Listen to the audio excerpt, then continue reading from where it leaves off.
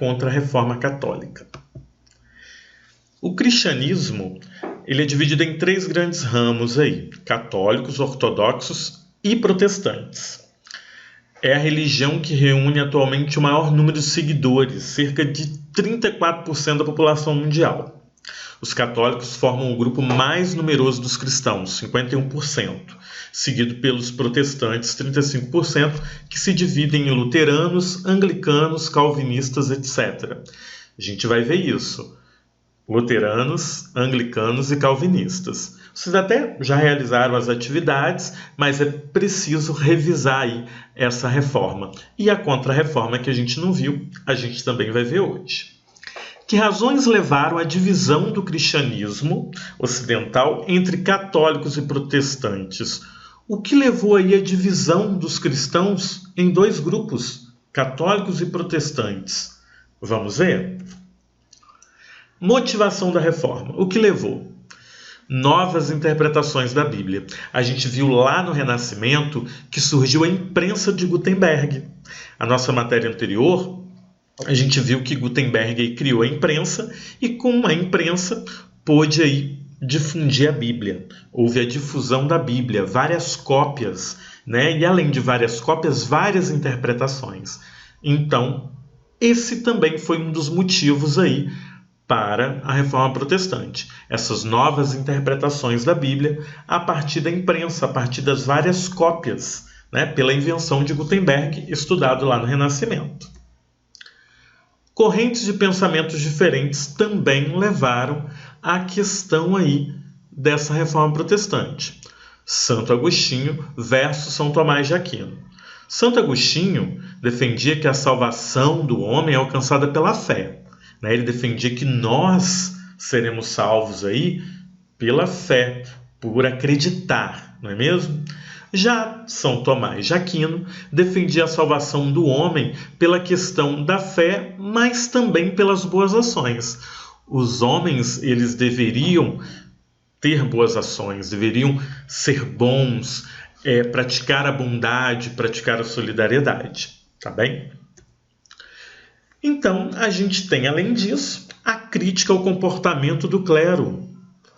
Vocês já viram aí a questão da simonia e das indulgências. Fizeram uma atividade também no Google Formulário sobre essa questão das indulgências e da simonia. O que era a simonia? Para ganhar dinheiro, o alto clero iludia a boa-fé de milhares de cristãos, comercializando relíquias religiosas em geral. Aí essas relíquias eram falsas. Era um pedacinho da cruz de Jesus, não era um pedacinho da cruz de Jesus, era um pedaço de qualquer madeira, e aí vendiam. Um pedaço de pano era o véu de Maria. Então existia essa prática na época. Além da simonia, a gente vai ter as indulgências. O que são as indulgências? Venda do perdão dos pecados. Mediante pagamento, né, o sujeito ia lá, pagava o padre, e a igreja acabava vendendo aí essa questão da salvação eterna, vendendo um pedacinho no céu. Então a gente tem as indulgências como a venda desse perdão. A igreja vendia o perdão. Olha só, isso vai causar insatisfação, isso vai causar aí um descontentamento por parte de monges, por parte aí da Igreja Católica. Para piorar aí a situação, boa parte dos sacerdotes desconhecia a própria doutrina católica e demonstrava falta de preparo para as funções religiosas. Então, muitos integrantes do clero não tinham preparo, não sabia como celebrar direito uma missa, não era preparado de forma a seguir aí esse celibato, a seguir essa vida religiosa. E isso acabou também gerando um descontentamento dos fiéis. A nova ética religiosa.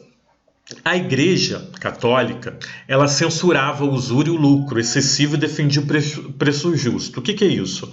Não concordava com o lucro dos comerciantes. Os comerciantes vendiam e a igreja achava que esse lucro, né, ele tinha que ser dividido. Esse lucro ele não podia ser obtido somente pelo comerciante, pelo pela pessoa aí que detinha o meio de produção, no caso.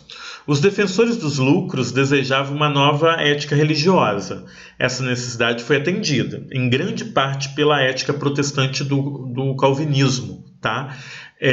O calvinismo surgiu aí, a gente vai ver, né? O calvinismo surgiu nessa reforma protestante e Calvino defendia o lucro. Tá? O lucro era defendido pelo Calvino. E por que aí a gente tem o lucro defendido por Calvino? Né? Ele vai dizer a questão aí da fé, né? Da questão da predestinação, e ele vai determinar que se o sujeito ele tem aquela boa condição, se ele tem como ganhar o lucro, é porque Deus quis, ele está predestinado àquilo. A doutrina dele vai ser baseada nisso. E aí vem a questão dessa nova ética religiosa. Os burgueses, as pessoas que estavam conseguindo lucro na época, não vão aceitar a Igreja Católica defendendo essa questão de dividir o lucro. Eles vão querer o lucro para eles. Então, eles vão apoiar e vão financiar, vão investir numa nova ética religiosa, num novo pensamento, numa nova doutrina, para garantir o lucro, tá bem? Sentimento nacionalista também é um fator que deu início aí à Reforma Protestante. Havia conflitos políticos entre as autoridades da Igreja e alguns governantes das monarquias europeias. Os reis passaram a considerar a Igreja uma entidade estrangeira, enquanto esta insistia ser uma entidade universal. Os países procuravam afirmar aí sua independência em relação à Igreja, para que esta não interferisse mais em seus assuntos. Então a Igreja era intrometida, né? Ela se intrometia aí nos assuntos. E os governos vão começar aí a questionar essa Igreja intrometida, tá bem? Reforma Luterana, Martinho Lutero. Martinho Lutero nasceu em 1483 e morreu em 1546. Ele nasceu na Alemanha, tá? E acabou estudando Direito, influenciado aí pelo pai dele. A forte inclinação para a vida religiosa dele fez ingressar na Ordem dos Agostinianos.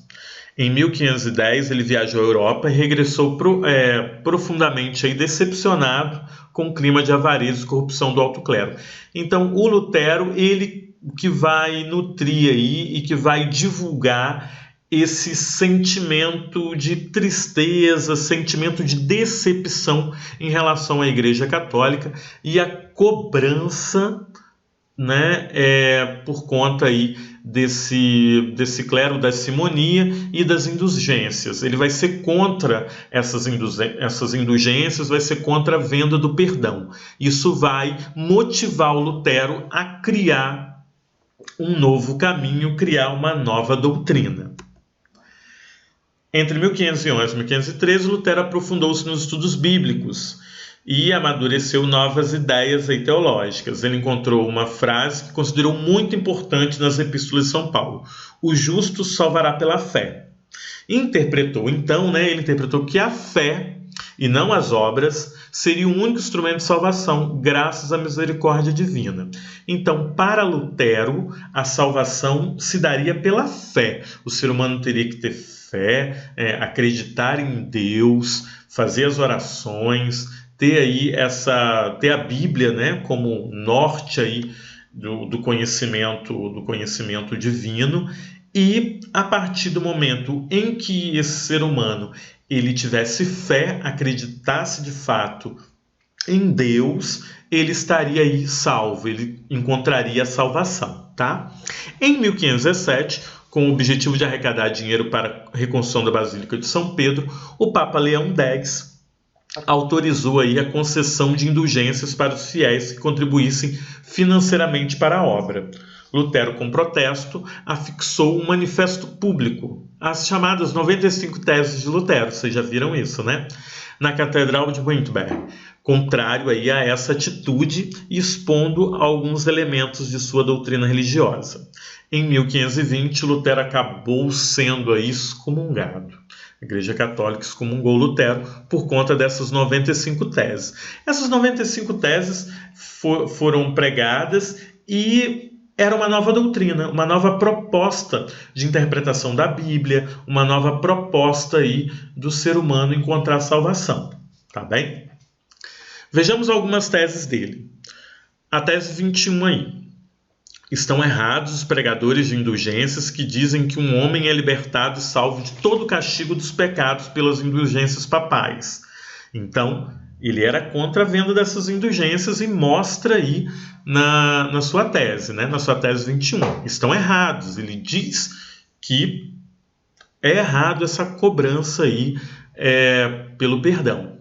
Na 27 ele diz: eles pregam que a alma voa para fora do purgatório, tão logo tilinte o dinheiro jogado na caixa. Né? Então, se joga o dinheiro na caixinha lá, a alma poderia ser salva. 45. Os cristãos deveriam aprender que todo aquele que vê um homem necessitado e não o socorre e depois dá dinheiro para perdões, não está comprando para si a indulgência do Papa, mas a cólera de Deus. E a 82, porque o Papa não esvazia o purgatório apenas por caridade, se o faz através do dinheiro que emprega na construção de uma basílica. Então, foi contra aí, né, essas indulgências para a construção da Basílica de São Pedro. Martinho Lutero, em frente à igreja de Wittenberg, aí, após ter fixado as 95 teses, uma foto, né, uma imagem, né, foto não, uma imagem bem importante aí para a história, né, uma imagem, uma pintura aí. Principais pontos do luteranismo. A fé cristã é o único caminho para a salvação eterna. A Bíblia é a única fonte para a fé. O livro Exame é uma porta legítima para o entendimento da Bíblia. Não aceita o culto aos santos católicos. Não adora imagens religiosas, nega a autoridade do Papa. Em 1529, nobres alemães protestaram contra a igreja em prol da liberdade de crença. A partir desse protesto, os cristãos não católicos passaram a ser chamados de protestantes. E agora a gente vai para Calvino. João Calvino aí, né, a reforma calvinista. 1509 a 1564, ele vai viver nesse período, nasceu na França, onde estudou teologia. Aderindo às ideias aí dos protestantes, foi considerado herege e perseguido pelas autoridades francesas. Em 1534, fugiu para a Suíça, onde o movimento reformista já se desenvolvia. Então, Calvino aí, né, ele vai ter a sua doutrina iniciada aí na Suíça. Tá bem? A gente vai ver a questão da predestinação, a questão aí do lucro, que está atrelada à reforma dele. Então, pessoal, é importante, vai cair na avaliação, é importante guardar isso daí, né? Guardar dentro do coraçãozinho de vocês. Existem 3 doutrinas da reforma protestante. Surgiram 3 doutrinas, 3 importantes doutrinas. A luterana, a calvinista, que a gente está vendo agora, a calvinista, e daqui a pouquinho a gente vai ver a anglicana. Combinado? Em 1536, Calvino publicou sua principal obra, onde defendia que o ser humano estava predestinado a merecer aí o céu ou o inferno, ou seja, algumas pessoas haviam sido eleitas por Deus para serem salvas, enquanto outras seriam condenadas à maldição eterna. Então, para Calvino, você nasceu predestinado, né? O seu destino já está traçado por Deus, você vai ser salvo. Ah, não, você vai ser miserável, você está condenado à maldição eterna, você não vai conseguir se salvar. Então a pessoa ela já nasce predestinada, né? Tudo escrito por Deus. A gente vai ver aí que ele governou a cidade de Genebra de 1541 a 1560, se mostrando extremamente intolerante. Ele obrigava as pessoas a seguirem um governo que mesclava religião e política. Religião e política a gente sabe bem, vocês sabem bem que é aquela questão da teocracia, né, onde política e religião ela se mistura. Ele chegou a queimar vivo o espanhol Miguel de Servet, né, que dissecava os mortos por negar aí pecado original, então a gente vai ter essa intolerância, né? Chegar a queimar aí vivo uma pessoa mostra a questão dessa intolerância do Calvino. Principais pontos do calvinismo. A salvação eterna é predestinada por Deus. Então Deus decide aí quem vai ser salvo ou não. Pregava o estímulo ao trabalho e a legitimidade do lucro, condenando o desperdício. Então o lucro é legítimo, o lucro ele poderia acontecer, tá? Estimulava o trabalho. A prosperidade econômica é um sinal de salvação, então ele dizia que quem conseguisse aí dinheiro, quem conseguisse aí o lucro, quem conseguisse uma vida mais confortável, isso era sinal de salvação, sinal que foi escolhido e que seria salvo por Deus. E condenava o jogo, tá? Ele condenava o jogo, condenava o culto às imagens de santos, as danças e o uso de roupas luxuosas. Importante ver aí nessa parte vermelhinha, ó, segundo Calvino, as obras não interferiam na salvação eterna, sendo uma vontade divina. Não podendo interferir aí nessa vontade, cada pessoa deveria viver de acordo com as suas possibilidades. Embora o luxo fosse censurado, a acumulação de riquezas e o lucro não eram imorais. Fez muito sucesso com a burguesia. Lógico, a burguesia estava enriquecendo, ela queria mesmo lucro, então fez sucesso com ela. A gente tem uma obra aí retratando a burguesia calvinista, né? Os burgueses aí calvinistas seguindo aí essa doutrina. E agora a gente vai para a Reforma Anglicana. Henrique VIII, rei da Inglaterra, aí, de 1509 a 1547. Foi um aliado do Papa, né? Recebeu o título de defensor da fé. Toda aí a gente sabe que a Inglaterra até esse período era católica, né? Só que uma série de questões o levaram a romper com a Igreja Católica e a fundar uma igreja nacional, né? Ele fundou uma igreja que era uma igreja da Inglaterra, a então conhecida Igreja Anglicana, que a gente vai ver agora nas próximas páginas do material didático de vocês. A igreja era proprietária de muitas terras, né? A igreja católica tinha muitas terras e monopolizava a questão desse comércio de relíquias sagradas, né? A questão das simonias, entre outras relíquias. Setores da nobreza queriam apossar-se das terras e dos bens da igreja, e para isso era preciso apoiar o rei, a fim de enfraquecer aí o poder das autoridades católicas. Então a gente tem aí a Igreja Católica detentora de muitas terras nessa Inglaterra, e o Henrique VIII, junto com a nobreza, vai desejar essas terras da igreja. Então existe aí um conflito pela questão de propriedade, um conflito pela questão aí das terras que essa nobreza vai acabar conquistando junto com o Henrique VIII e tomando essas terras da Igreja Católica. Além disso, Henrique VIII teve seu pedido de anulação de casamento com Catarina de Aragão negado pelo Papa. Ele queria aí o divórcio, a Igreja Católica não deu o divórcio, ele queria ter essa anulação, né, pelo fato de Catarina ter origem espanhola, por não ter dado um filho do sexo masculino a ele. Então, ele queria isso, ele queria esse divórcio para poder casar com a amante dele, com a Ana Bolena. Só que a Igreja Católica não vai dar essa anulação, não vai permitir o divórcio. Então, ele conseguiu que o alto clero inglês, o parlamento, reconhecesse o divórcio. Não conseguiu lá na Igreja Católica, lá no Vaticano, lá, né, nessa Igreja Católica com o Papa ele não conseguiu. A gente sabe muito bem que o Papa é a autoridade maior da Igreja Católica até os dias de hoje. Então, em 1534, o parlamento votou o ato de supremacia, pelo qual o Henrique VIII tornava-se chefe supremo da Igreja da Inglaterra, a Igreja Anglicana. Então, o ato de supremacia é muito importante, isso é um documento, ele está até de amarelinho aí, ele é um documento importante porque vai ser a partir daí que o rei Henrique VIII vai se tornar o chefe da Igreja Anglicana. Vai surgir aí uma nova doutrina, né? Uma doutrina, a terceira doutrina aí dessa reforma protestante.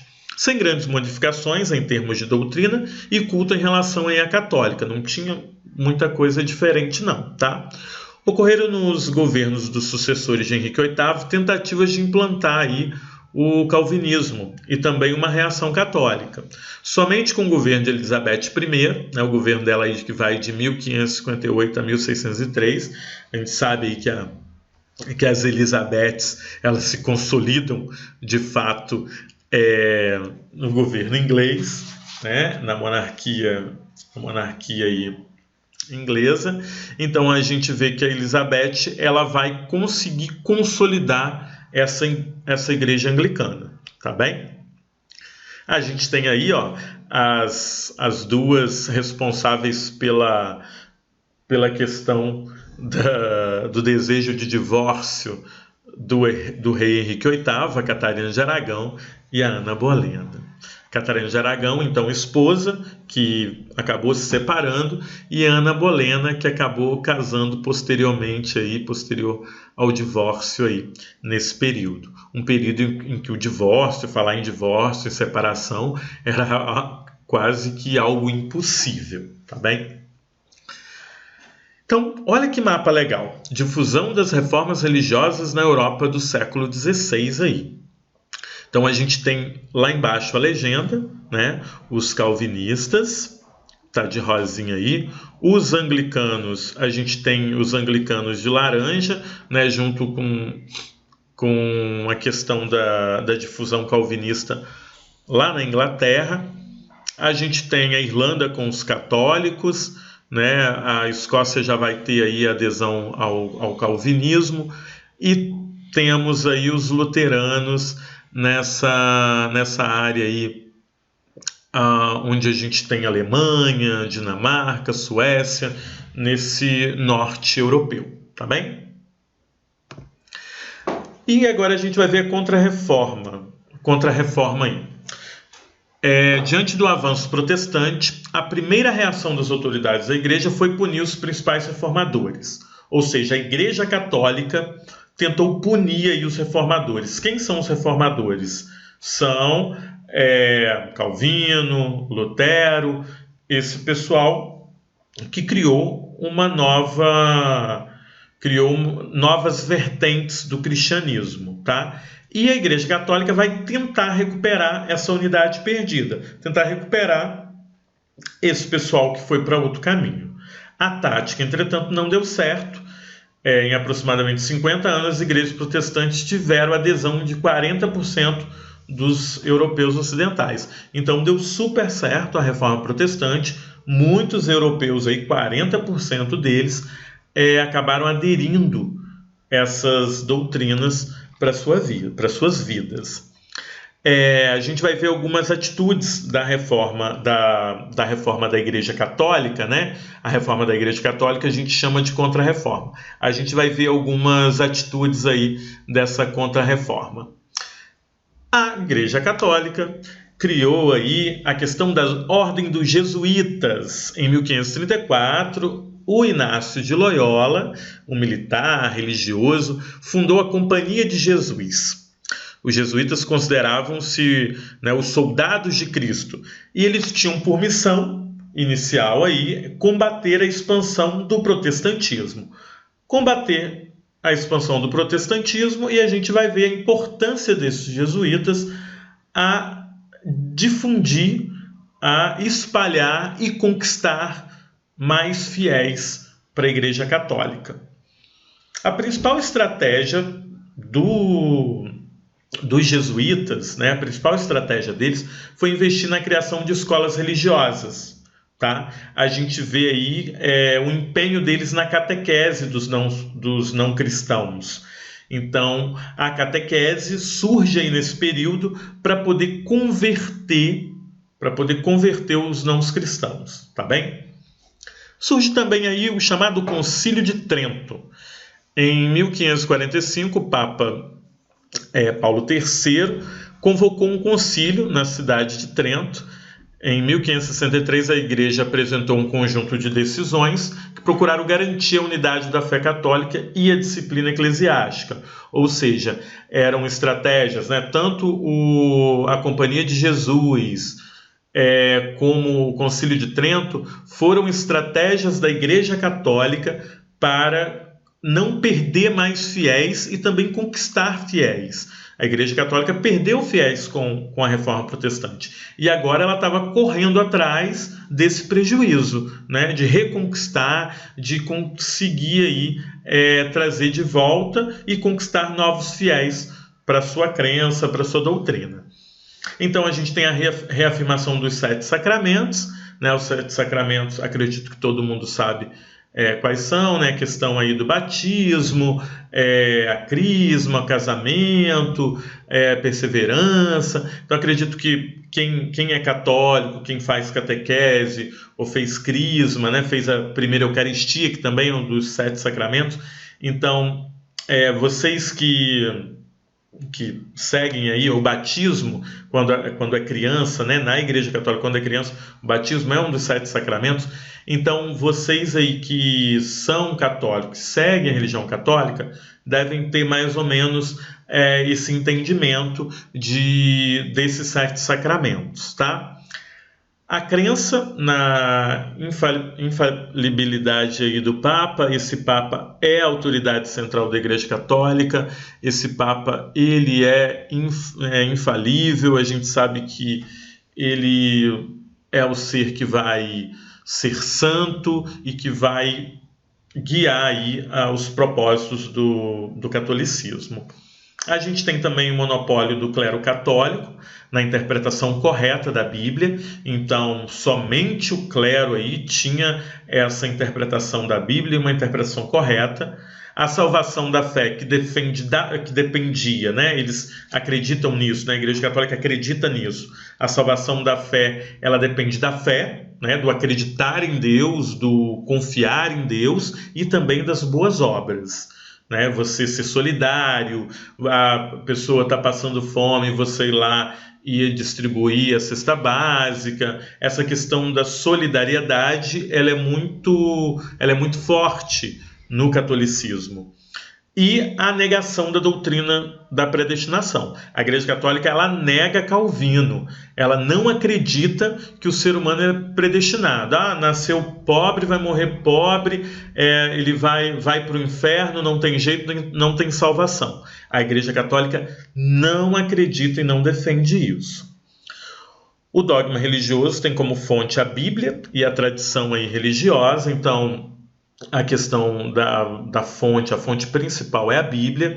Cristo se faz presente no ato da Eucaristia.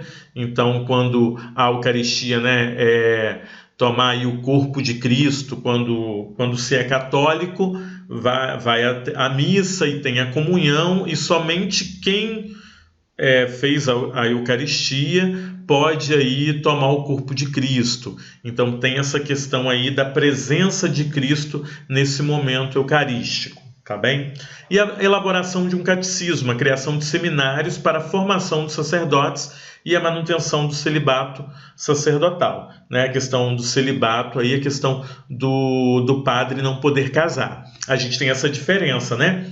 Na igreja evangélica, no protestantismo, o pastor ele pode seguir uma vida aí, de casamento, ele pode casar, ele pode ter filhos, pode formar família. A gente tem isso no protestantismo, só que no catolicismo isso acaba permanecendo, essa questão do padre não poder casar, não poder formar família, tá? Então isso ainda hoje é algo que acontece e é algo que a Igreja Católica segue. Um padre, ele não pode aí ter família, não pode casar, não pode ter filho, diferente do pastor, né, da Igreja Católica, em que possui aí essa condição, né, de poder ter família, de poder ter filhos e ter o caminho aí do casamento, tá bem? Então vamos lá. A gente tem aí o Concílio de Trento, né, uma imagem mostrando o Concílio de Trento, e a gente tem a volta da Inquisição. A Igreja Católica ela vai acabar sendo, né, vai se tornar intolerante também por conta dessa reforma protestante. Ela vai querer fiel. E vai surgir aí os tribunais da Santa Inquisição, ressurgir, né? Eles foram criados em 1231 para investigar e punir aí os hereges, os crimes contra a fé católica. Então eles vão contra aí, né, essas pessoas que eram contra o catolicismo, e muitas pessoas vão acabar sofrendo, né, nesse tribunal da Santa Inquisição. Algumas até mesmo vão morrer. Com o avanço do protestantismo, o tribunal foi reativado em meados do século XVI, então ele não estava funcionando e acabou voltando no século XVI. Uma das atribuições foi a criação de livros aí proibidos aos católicos. Tá? Esses livros proibidos aí, a gente tem é importante, né, essa questão desses livros proibidos, em que vai ter uma lista e as pessoas não podem ler, não podem ter acesso. Além disso, eles receberam do Papa autorização para utilizar até mesmo a tortura, né, como forma de obter a confissão aí dos acusados. Quem era herege tinha que confessar que era. Então a gente tem aí o índice de livros proibidos, né, o index aí, tá, a imagem dele, tá bem? Nós temos imagens aí de torturas, né, em relação à Inquisição, até a pessoa confessar aí, e muitas pessoas acabaram morrendo nesse tribunal da Inquisição, tá bem? Então, gente, fica aqui a nossa aula de hoje. Um super abraço para vocês, tá bem? E até a próxima. Um beijinho no coração aí.